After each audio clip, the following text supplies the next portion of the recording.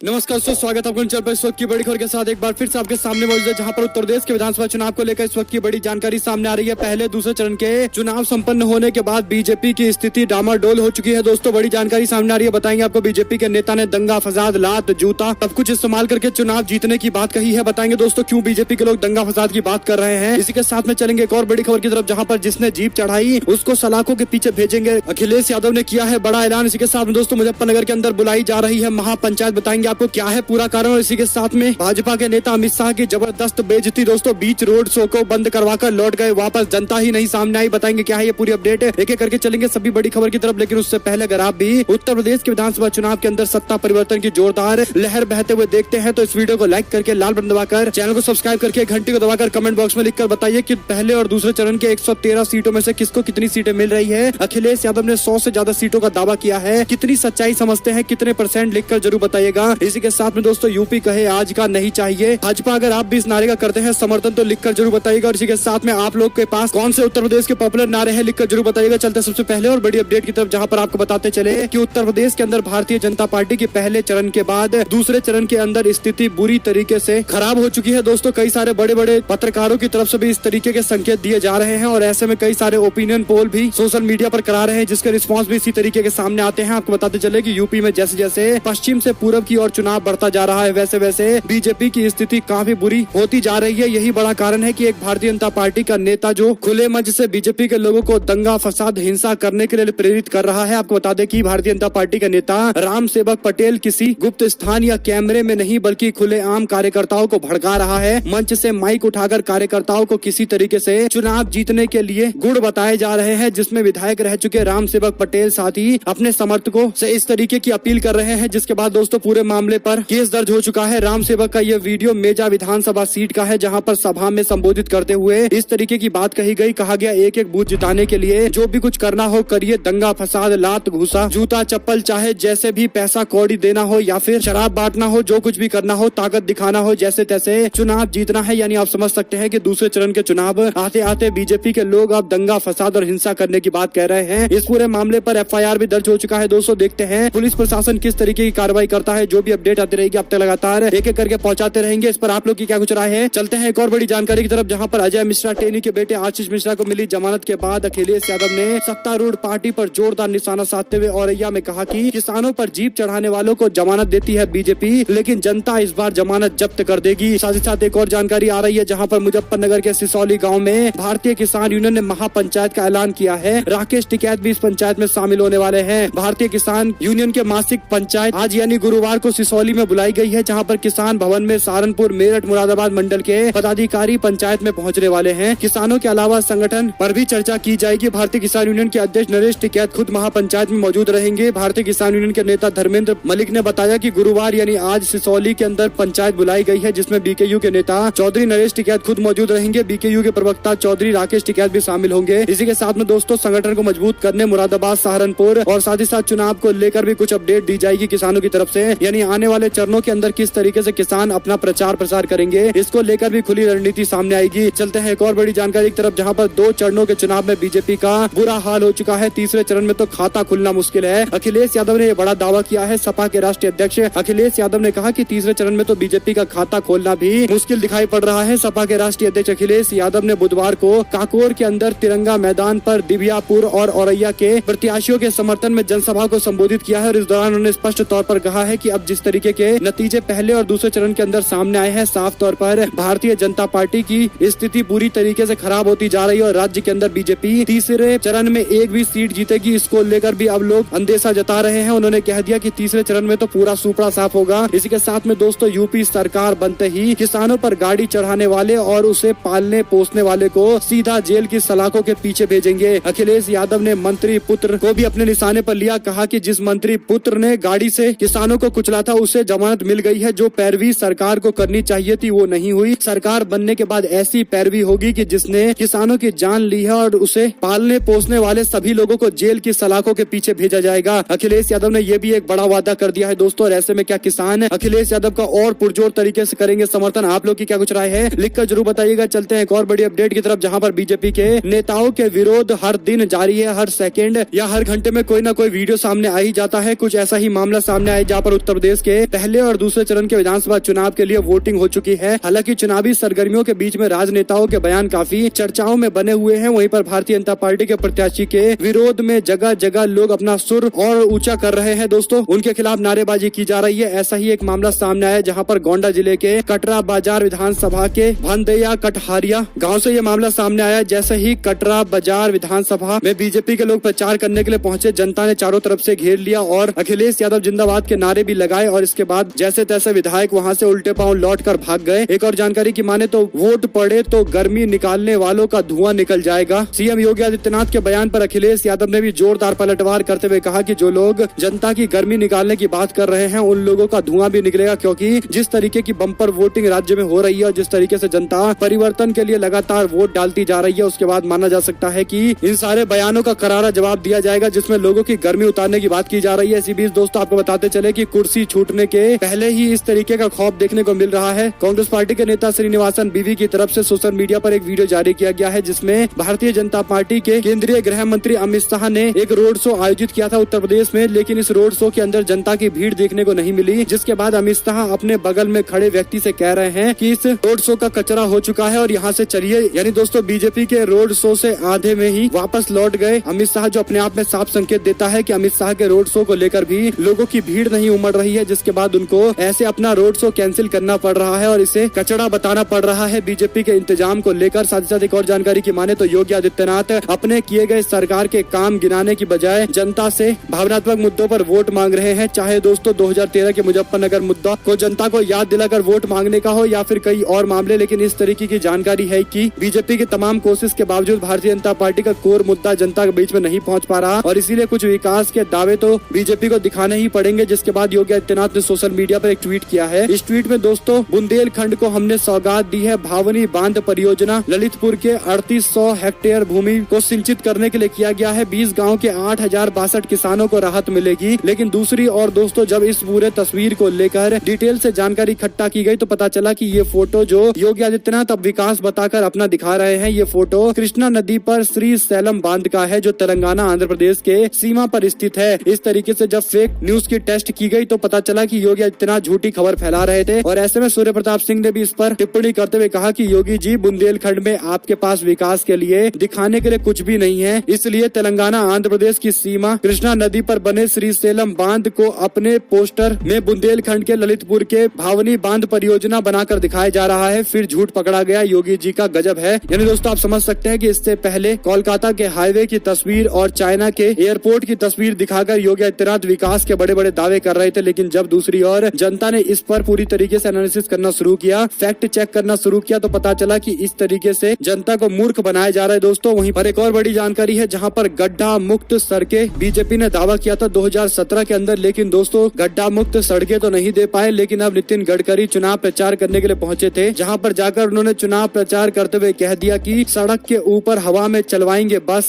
मेरे पास पैसे की कमी नहीं है। ये बयान केंद्रीय मंत्री नितिन गडकरी ने दिया है। गड्ढा मुक्त सड़क तो दे नहीं पाए, बातों में ही खतरनाक गड्ढे दिखाई पड़ते हैं। दोस्तों, हवा में उड़ने वाले बस का इंतजाम बीजेपी के लोग करेंगे, इस तरीके के दावे कर रहे हैं नितिन गडकरी। आप लोग की क्या कुछ राय है, लिखकर जरूर बताइएगा। अब एक बार फिर से ख्याली पुलाव पकाए जा रहे हैं। एक और जनता को ये जवाब देना चाहिए था कि गड्ढा मुक्त सड़कें अभी तक उत्तर प्रदेश में क्यों नहीं हो पाई, लेकिन दूसरी ओर हवा में बस चलाने के दावे कर रहे हैं। यानी आप समझ सकते हैं दोस्तों कि पहले इस तरीके की कहावतें हुआ करती थी कि लोगों को मूर्ख बनाने के लिए अपने पुराने काम गिनवाने की जगह एक नया सपना दिखा दीजिए ताकि उसी सपने में लोग भ्रमित हो जाए और एक बार फिर से आपको वोट देते। यानी नेता अपने इस वाले काम पर वोट नहीं मांग रहे, यानी अभी जो 5 साल में उन्होंने कुछ काम किए होंगे तो उनको उस पर वोट मांगना चाहिए था, लेकिन हो सकता है कि उनके पास कोई लिस्ट ही नहीं है, कोई काम ही नहीं किया, क्योंकि गड्ढा तो अभी भी उत्तर प्रदेश की सड़कों पर साफ तौर पर देखा जा सकता है और इसीलिए नितिन गडकरी ख्याली पुलाव पकाकर जनता के बीच में परोसने की कोशिश कर रहे हैं। आप लोग की क्या कुछ राय है, लिखकर जरूर बताइएगा। इसी के साथ में दोस्तों, सीएम योगी आदित्यनाथ ने 28 करोड़ रुपए के विज्ञापन न्यूज 18 को दिया है। यानी आप लोग कई कार्यक्रम को देखकर ये सोच रहे होंगे कि आखिर ये लोग किस तरीके से विपक्ष को बदनाम करके भारतीय जनता पार्टी और योगी आदित्यनाथ के समर्थन में बोल रहे हैं और कोई इस तरीके से मीडिया में इतना नीचे कैसे जा सकता है दोस्तों। लेकिन इसका उत्तर केवल एक ही है कि नेटवर्क 18 जो न्यूज चैनल आजकल समाजवादी पार्टी और अन्य विपक्षी दलों को पूरी तरीके से बदनाम करके भारतीय जनता पार्टी की लाइन पर चल रहा है, उसको उत्तर प्रदेश की बीजेपी सरकार ने 28 करोड़ 82 लाख रुपए दिए अपने एडवर्टीजमेंट के लिए। वहीं पर जी मीडिया को 23 करोड़ 48 लाख रुपए दिए गए। एबीपी न्यूज को 18 करोड़ रुपए और इंडिया टुडे को 10 करोड़ रुपए दिए गए। रिपब्लिक मीडिया को 9 करोड़, ITV नेटवर्क को 7 करोड़ दिए गए, जबकि टाइम्स ग्रुप को 5 करोड़ रुपए दिए गए। दोस्तों यानी आप समझ सकते हैं कि इन सभी लोगों को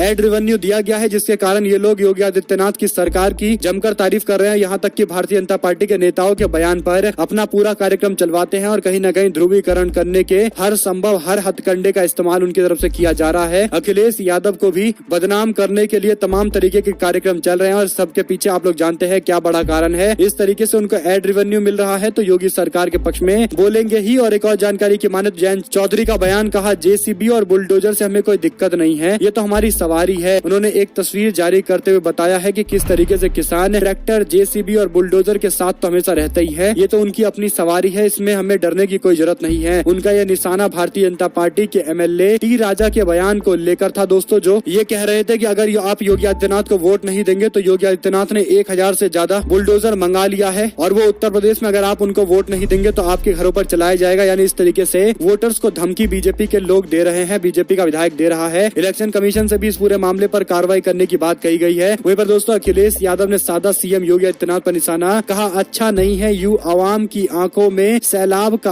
आना। और इसी के साथ उन्होंने कहा कि तीसरे चरण के 59 सीटों पर 20 फरवरी को वोट डाले जाएंगे और जनता से अपील है कि जोरदार तरीके से फिर बम्पर वोटिंग करिए। इसी के साथ में योगी की बिरादरी का अपराधी है तो पुलिस लाइन के बगल में क्रिकेट खेलता है। सपा के नेता ने जालौन में संवाददाताओं को संबोधित करते हुए योगी सरकार की विदाई हो जाएगी, इनकी गर्मी भी निकाल दी जाएगी। योगी सरकार के पूर्व कैबिनेट मंत्री और समाजवादी पार्टी के नेता स्वामी प्रसाद मौर्य ने योगी आदित्यनाथ पर गंभीर आरोप लगाए हैं। उनका कहना है कि आदित्यनाथ की सरकार जाति देखकर अपराधियों पर कार्रवाई करती है। जालौन के कोच नगर के अंदर एक पार्टी प्रत्याशी के समर्थन में प्रदेश के अध्यक्ष नरेश उत्तम के साथ जनसभा करते हुए स्वामी प्रसाद मौर्य ने संवाददाताओं से कहा कि 10 मार्च के बाद योगी सरकार की विदाई हो जाएगी, इनकी गर्मी भी निकल जाएगी। योगी आदित्यनाथ सरकार जातिवाद का नंगा नाच नाच रही है, जातिवाद के समंदर में डुबकी लगा चुकी है। अगर वो योगी के बिरादरी का अपराधी है तो बहुत पाक साफ है। अगर उनकी बिरादरी के अलावा किसी गैर बिरादरी का है, कोई ब्राह्मण है, कोई बनिया है, कोई यादव है, कोई दलित है या बैकवर्ड है, कोई मुस्लिम है तो उसका एनकाउंटर हो जाता है। और इसी के साथ में दोस्तों नवजोत सिंह सिद्धू को बड़ा झटका लगा है। मतदान से 4 दिन पहले अमृतसर के मेयर ने कांग्रेस पार्टी छोड़कर आम आदमी पार्टी का दामन थाम लिया। अमृतसर के अंदर पंजाब कांग्रेस के अध्यक्ष नवजोत सिंह सिद्धू अपने ही जिले में पार्टी को नहीं संभाल पा रहे हैं। बुधवार को एक बड़े राजनीतिक घटनाक्रम में कांग्रेस पार्टी से अमृतसर के मेयर करमजीत सिंह रिंटू ने पार्टी को अलविदा कहकर आम आदमी पार्टी का दामन थाम लिया। चंडीगढ़ में आम आदमी पार्टी के राष्ट्रीय कन्वीनर अरविंद केजरीवाल और भगवत मान की हाजिरी में उन्होंने आम आदमी पार्टी का दामन थामा है। जहां से कांग्रेस पार्टी के प्रदेश अध्यक्ष नवजोत सिंह सिद्धू चुनाव लड़ रहे हैं, वहीं के मेयर का मतदान से 4 दिन पहले कांग्रेस पार्टी छोड़कर आम आदमी पार्टी में जाना पंजाब कांग्रेस और नवजोत सिंह सिद्धू के लिए बड़ा झटका माना गया है। इसी बीच दोस्तों कानून व्यवस्था का सम्मान न करने वाले सपा को ना दे वोट। उत्तर प्रदेश के विधानसभा चुनाव में भारतीय जनता पार्टी योगी सरकार में कानून व्यवस्था की बदतर हालत को लेकर समाजवादी पार्टी ने एक बड़ा ऐलान किया है। अखिलेश यादव ने औरैया की जनसभा में कह दिया कि समाजवादी पार्टी की सरकार ने पुलिस को 100 नंबर वाली गाड़ी दी थी ताकि खेतों में गाँव में कोई झगड़ा ना हो, किसी गरीब को दिक्कतों का सामना ना करना पड़े, पुलिस तुरंत रिस्पांस दे, थाने में जाने की जरूरत ना पड़े। लेकिन हमारे बाबा ने 100 नंबर को 112 कर दिया और जैसे ही 112 हुई हमारी पुलिस का, इन्होंने कबाड़ा कर दिया। कानून व्यवस्था को ठीक करने के लिए हमें 100 नंबर वाली गाड़ी बढ़ानी पड़ी तो बढ़ाएंगे, जिससे हमारे गरीब और किसानों को भी संकट न आए और अन्याय ना हो सके। कानून व्यवस्था पूरी तरीके से मजबूत रखेंगे, इसमें कोई दो राय नहीं है। साथ ही साथ उन्होंने ये भी कह दिया कि कानून व्यवस्था को कोई भी जो अपने हाथ में लेने की कोशिश करेगा और कानून के साथ खिलवाड़ करने की कोशिश करेगा, पहली बात तो वो समाजवादी पार्टी को वोट ना दे, क्योंकि सरकार बनने के बाद हम कानून व्यवस्था को पूरी तरीके से बदलकर जो इतनी खराब स्थिति में आज के वर्तमान की स्थिति में है पुलिस व्यवस्था, उसको मजबूत करेंगे दोस्तों। और काफी मजबूत प्रशासन के साथ राज्य के अंदर शांति और सुख समृद्धि का वातावरण बनाया जाएगा। इसी के साथ में इटावा इतिहास रचने जा रहा है। योगी आदित्यनाथ ने सोशल मीडिया पर एक पोस्ट करते हुए ये बातें कही है, जिसके बाद लोगों ने अब इस पर ट्वीट करना शुरू कर दिया। सीएम योगी आदित्यनाथ की रैली की तस्वीरों पर लोगों ने रिस्पांस देते हुए कहा कि ये तो एडिटेड तस्वीर है, जनता का हाथ आपकी ओर नहीं है, जनता कहीं और देख रही है, योगी आदित्यनाथ कहीं और देख रहे हैं। यानी अपनी तस्वीर को एडिट करा के जैसे तैसे भीड़ दिखाने के लिए इस तरह की कोशिश योगी आदित्यनाथ कर रहे हैं। दोस्तों जनता ने इस पूरे मामले पर कठोर तरीके से रिस्पांस दिया है। लोगों ने कह दिया कि आपको अब भीड़ दिखाने के लिए फोटोशॉप का इस्तेमाल करना पड़ रहा है, आपको एडिटिंग का इस्तेमाल करना पड़ रहा है, जो ये दिखाता है कि आपकी जमीन पूरी तरीके से प्रदेश के अंदर खिसक चुकी है। वहीं पर दोस्तों एक ट्विटर यूजर ने लिखा कि महाराज आज वाली फोटो तो असली लग रही है, लेकिन ये जन सैलाब तो नहीं लग रही, इससे ज्यादा लड़के तो फोटो स्टेट के दुकान पर खड़े खड़े रहते हैं भर्ती का पता करने के लिए। जनपद हमीरपुर के अंदर राष्ट्रवादी जन सैलाब में तमंचावादियों और परिवारवादियों के मंसूबे बह गए हैं। इस तरीके से टैगलाइन डालते हुए योगी आदित्यनाथ ने तस्वीर साझा की है दोस्तों। लेकिन योगी आदित्यनाथ की तस्वीर में जो जनता दिखाई दे रही है उससे ज्यादा जनता तो फोटो स्टेट की दुकान के बाहर खड़ी रहती है। लोग इस पर तंज कस रहे हैं। यानी एक और योगी आदित्यनाथ पहले तो अपनी असली तस्वीर जारी नहीं करते और तस्वीर को एडिटेड करके झूठी भीड़ दिखाने की कोशिश करते हैं, लेकिन जब दूसरी ओर जनता इस पर रिस्पांस करती है और जब जनता कहती है कि आप तो फोटोशॉप करके अपनी इमेज सुधारने की कोशिश कर रहे हैं, तो उसके बाद बीजेपी के लोग योगी आदित्यनाथ की असली तस्वीर डाल देते हैं। लेकिन असली तस्वीर की भी हालत ये है कि उसमें लोग ही नहीं है, लेकिन योगी आदित्यनाथ कह रहे हैं कि बड़ा जन सैलाब है। और दोस्तों इस तस्वीर को देखकर बताइए कि इसमें कितना बड़ा जन सैलाब आपको दिखाई देता है। वहीं पर केजरीवाल जी का